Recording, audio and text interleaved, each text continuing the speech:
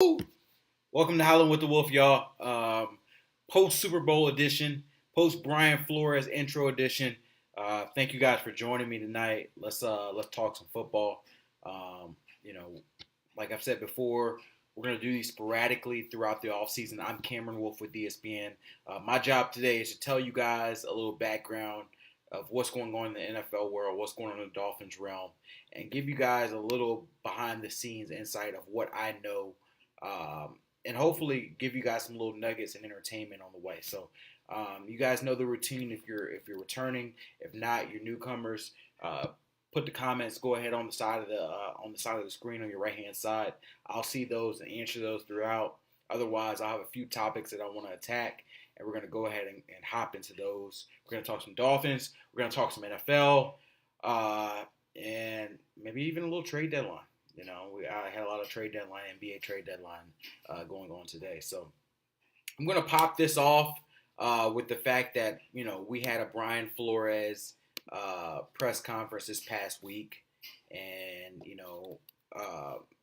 it was the first time that I actually met Brian Flores. And it was the first time a lot of us met Brian Flores. So I want to give you my opinion of him, exactly where I think the Dolphins are going, where I think this offseason's heading, and answer a few of you guys' questions. I had a couple questions on Twitter before I hopped on that I'll go ahead and hop on into. But ultimately, I want to give a view of what's next into the offseason. Brian Flores is now the man. The NFL Combine is a little less than a month away. And we've got the draft around the corner, free agency around the corner. It's my job to kind of preview exactly what you guys should expect from the Dolphins. I want to talk about the post-Super Bowl. The Patriots obviously won it, and what's coming up in the NFL going forward. So let's go ahead and hop into Brian Flores. For those who are Dolphins fans, for those who have been following me, we've been knowing that Brian Flores is going to be the head coach for about a month now, actually, about a month now. He was actually introduced this week after the Super Bowl, and I got a chance to talk to him one-on-one after his press conference. I spent about 6 to 7 minutes with him. He was able to share some insight with me on my Sports Center one-on-one hit, and I was able to get a little insight on who he is as a man, what he's trying to bring to the Dolphins, and exactly what the Dolphins should expect as they go through this rebuild cycle. So I want to share a little bit with you guys about that. I had a question on Twitter that I want to go ahead and get on to. I had a question from 72 Silky. 72 Silky, nice name, by the way. I think it's a she actually. She wants to know that what do you see to be Coach Flores' strengths? And that's a good question. I had heard from people before I had met Brian Flores about what to expect from him. And a lot of what I heard ended up being true. From what they said that he's a very commanding person. And you could tell that from his tone. I could tell that he was tired. He had a wild 24 hours. He called it a whirlwind 24 hours where he won Super Bowl 53, hopped on a flight the next morning to come to Miami, sign a contract, and come meet the media. So it was a heck of a whirlwind for him. But, I think what we learned from him is that, hey, this guy's got a unique background. He comes from Brooklyn, comes from Honduran immigrants. He worked with Patriots for 15 years. He started as a 20-20-20 employee, which means he worked 20 hours a day, making $20,000 a year, working, for the Patriots, worked his way up from essentially nothing to get where he is now. So he's a hardworking man. He talked about his roots. He talked about his family and how and passion they helped him to get to his career. But more than anything, he essentially sold us that he's going to be his own man. And I think I'll write about this in the next week or two. But you guys all know the history of Patriots assistants under Bill Belichick. They haven't had a lot of success. We've seen them fail, whether it be Charlie Weiss, Romeo Cornell. Some of these people before him, outside of Brian O'Brien, everybody else has seemed to have little success as a Patriots head coach, leaving the hint. So he talked about how he's his own man, how he's not a clone. I think his biggest strengths are that he's authentic. And you guys may hear that and you're like, okay, well, how is that a strength? There are a lot of coaches that are not authentic, to players and to the media and what they want and what they want to build. And I think that he's authentic. He's not trying to make friends. He's not trying to massage and make everybody feel comfortable with who we are. He knows who he is, and ultimately that that's what he's going to sell. So I think that's a real strength of his. I think he's a really good communicator. I was able to see that early on, and I think another skill set of his is that he is going to be able to create a culture that everybody feels like they are essentially on an even playing field. I talked about this before, but at the end of Adam Gase's tenure, I had several players tell me that they felt alienated if they weren't one of his guys. They felt like he treated players differently. I think that Brian Flores will create a culture where everybody not necessarily will be equal, but they will feel like they're not alienated based on being a favorite of his. And I think that that's a skill set of his. I think that because of his background with the New England Patriots, he will be diverse. He will be able to be versatile as far as the scheme he puts on the field, as far as exactly what he wants to call and how they fit his players. He's talked about being players over scheme, and coaches talk about that a lot. But if you're truly like that, which the Patriots have been throughout their history, and particularly last year under the Brian Flores defense, that means that I am going to run a scheme. But if my players do not dictate me running that scheme, then I will switch and adjust to my players. That's extremely important in the NFL, and I think that's something that the Dolphins will succeed at in the long term. And I think that he ultimately has the culture to build a program that's a rebuilding program and not rush it and not get frustrated that they go 2-14 or 3-13 or 4-12 in their first year. This is the type of coach that you want in this type of predicament. If you have a veteran coach, he knows that winning is everything. You may not be able to succeed in this type of atmosphere. But with a coach like Brian Flores, I'm optimistic that he'll be able to get that element of the job right. There are other elements of the job as far as, the patience that the Dolphins allow him, what he does. Ultimately, if there is, differences in opinions and organization, what he does with the increased opportunity as far as the other elements outside of coaching, that's things I want to know how he responds to. But the things that I talked about before, I think that he will sell at those points, and I'm not worried about him in that aspect. So I think those are his big strengths, and I think that's something that Dolphin fans should hold on to and say that, we actually have a good chance to get this right as a head coach. So that's a long-winded answer for what I think Brian Flores' strengths are. If you guys have any other questions about the Dolphins, about the NFL, about Brian Flores, please fly them on this right-hand side. I'm here for you guys tonight. It's a Thursday night, and I think it's a good opportunity for me to share my thoughts, my commentary, my opinion, and the facts that I know about this situation. So we'll chat as long as you guys want to chat, and we'll close this whenever you guys want to close it. I want to quickly talk about the Super Bowl, and then I'll go back on Dolphins to finish it out with that, and then whatever you guys questions you have. The Super Bowl was really intriguing because we saw the Rams in the Patriots, and we saw a defensive battle. I know a lot of people considered it boring. It wasn't the most entertaining Super Bowl for me. I had a little Super Bowl party at the house. Me and my wife did, and we had a good time. But it wasn't the Philly New England Super Bowl last year when they were 41-33. It wasn't that type of atmosphere. But I still appreciated it because it was a close Super Bowl. We got to see the teams really fight for the essence of who they are. So I think we really saw the juggernaut that the Patriots are. And I think that it was intriguing to see how the Rams didn't really respond in the same ilk that we've seen teams respond in the past. And I think that, maybe they were a little green. Maybe they weren't ready for the atmosphere. And although Tom Brady didn't play his best, I think ultimately in the end, we saw the Tom Brady of old. And that's something that you can't duplicate. That's something that we still hear that he's been preaching over the time. And I think what we really saw was a dominant offensive line in the Patriots, and it showed us the prevalence and the importance of an offensive line.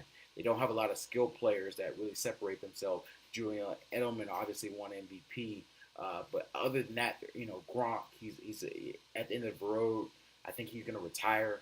They don't have a lot of skill position players. They don't have a lot of stars, but they have a cohesive team. And that's something that Brian Flores is preaching for those of you who are Dolphins fans. that you hope that, hey, maybe they pick up that element in the Patriots. But I think that we saw a Patriots team that ultimately believed in themselves. I heard a lot of reports throughout the Super Bowl week that ultimately the Rams were a little bit less prepared. They seemed a little bit more overwhelmed with the situation.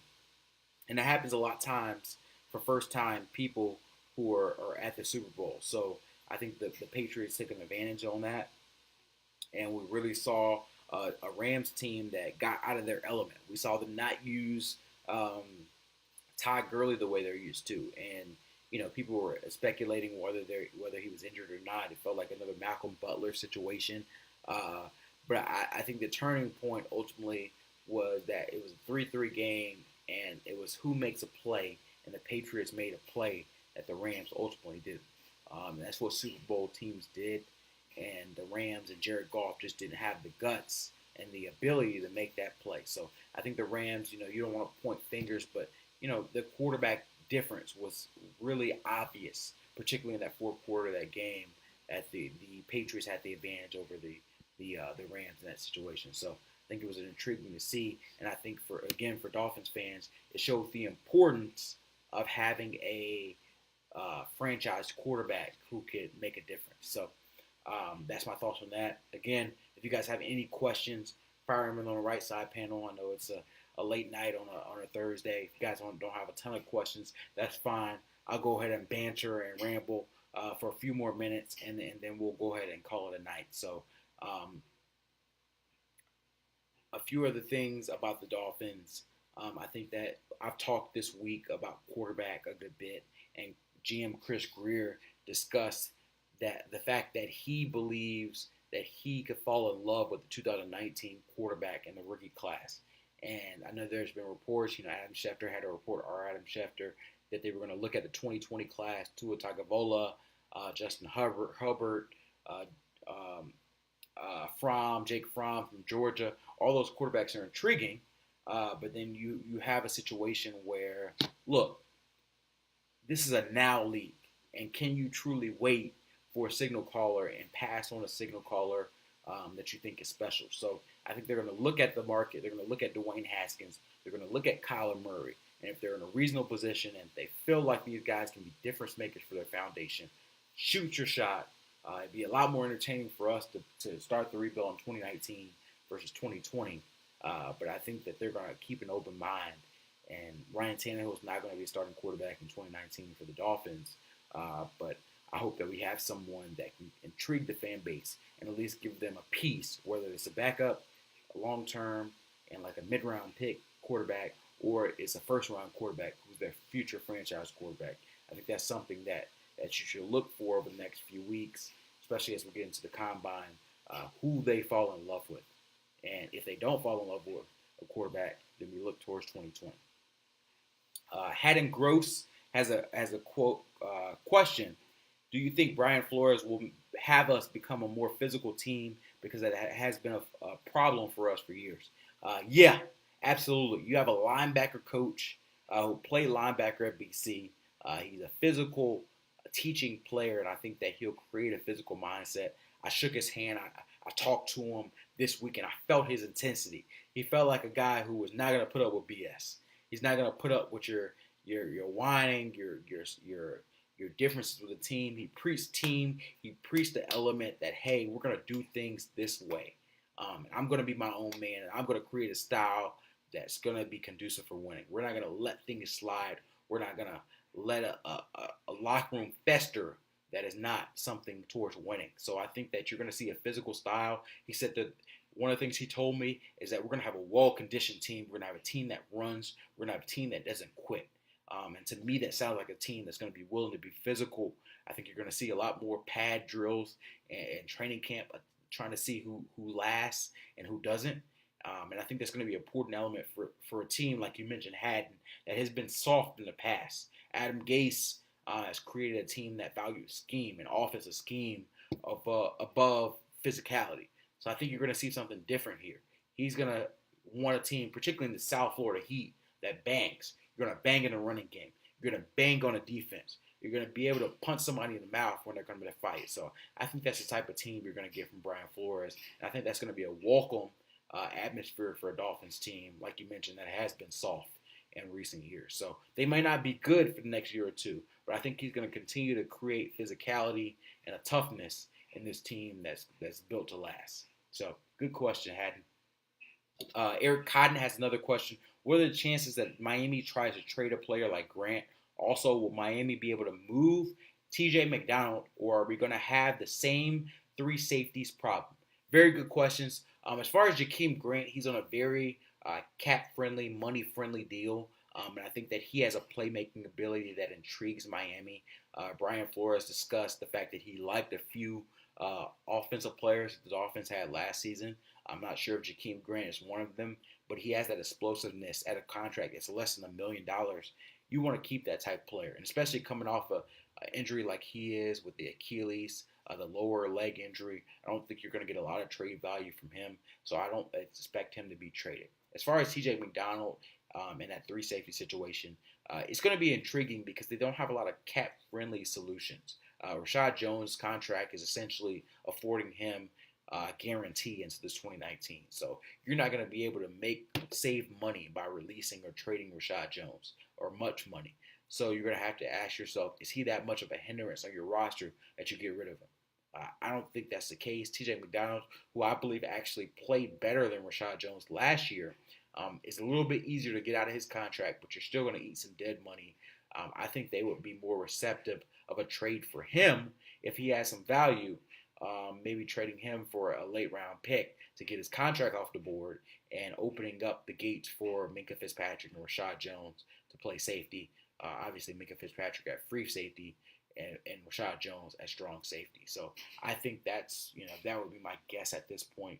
But they would have to get some bite on TJ McDonald. Stephanologist Montoya, hopefully I pronounced that right. He said, if the Giants, Jags, and Broncos go veteran quarterback this offseason, do you think they will still draft one in the top 10? Very good question. I think the Giants, obviously, Eli Manning is their quarterback there. I'll go one by one. I think there's a good chance they keep out Eli Manning, so that's their veteran quarterback. But I think if they have a quarterback available to them to draft that they really love, whether it's Dwayne Haskins, whether it's Kyler Murray, whether it's Drew Lock or Daniel Jones. I don't like Daniel Jones as a quarterback, but whatever. If they like him, then I think they pull the trigger. They know that Eli Manning is towards the end of his road. I expect them, the Giants, absolutely more than any other team except Jacksonville, to draft a quarterback in the first two rounds, regardless of if Eli Manning or any other veteran quarterback is there. As far as the Jags, I think they're all in on quarterback mode. I think they're the most likely spot for Nick Foles. If they do land Nick Foles, then it becomes less conducive for them to draft a quarterback. But if they don't land Nick Foles or somebody else that's really intriguing, or Joe Flacco or Teddy Bridgewater, then you're in a situation where, they look at a rookie quarterback and they could be in there.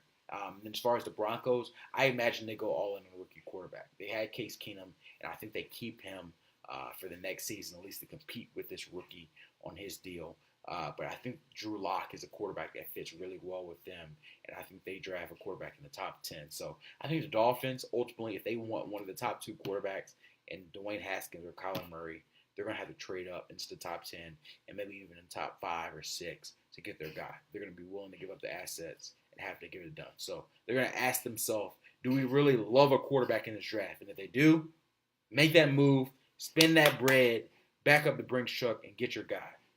If not, get a stopgap and wait for 2020. So we'll see what Chris Greer decides to do. I think it can go either way. Hedden Gross has another question, and we'll wrap this up in a little bit, guys. Thank you guys for your questions, and thank you guys for joining me on this chat. He says, do you believe they'll sign Xavier Howard to an extension? Thanks, love your work. Appreciate you, man. Thank you, guys. I do this for you. Obviously, I get paid for this, but I do this Howling with Wolfe chat, which I don't get paid for you, to give you guys a little background on exactly what is going on with this Dolphins, what's going on with the NFL. So I appreciate you guys joining me, and I hope I give you guys some insight. So as far as Xavier Howard, I wrote an article about a couple weeks about Xavier Howard, the fact that he hears these trade rumors, he hears the speculation coming on about, is he a part of this rebuild? I do believe eventually that Xavier Howard is going to be a piece of this Dolphins team. I don't expect or don't predict an offseason extension. I think they want to see him prove it one more time. I think they're willing to go into the season and maybe even after the season next year to see exactly, does he duplicate another year? Does he play at the same level? Does he keep healthy? He's had 2 knee injuries over the last 3 seasons. Does he stay in that same level? These are all questions that I think they want answered, particularly early in this regime. So I think that he stays on the Dolphins in 2018 on the same contract, 2019, excuse me, and then somewhere in between the 2019 season and the 2020 offseason, they talk ascension. Xavier Howard, if he plays on that same level, he's going to want to be the NFL's highest-paid corner. So it's going to be up to the Dolphins if they value him on that worth. So I think you get a shutdown corner, you keep him, but I wouldn't be shocked if between now and the 2020 free agency, there's a trade. So that's my thoughts there. Thank you guys for, like I said again, share this with your friends. Share this with everybody that you know roots for the Dolphins or the NFL. And hopefully we can grow this throughout the offseason. We're going to be a little bit more sporadic as we go along, but I appreciate the love and thank you guys. Much love.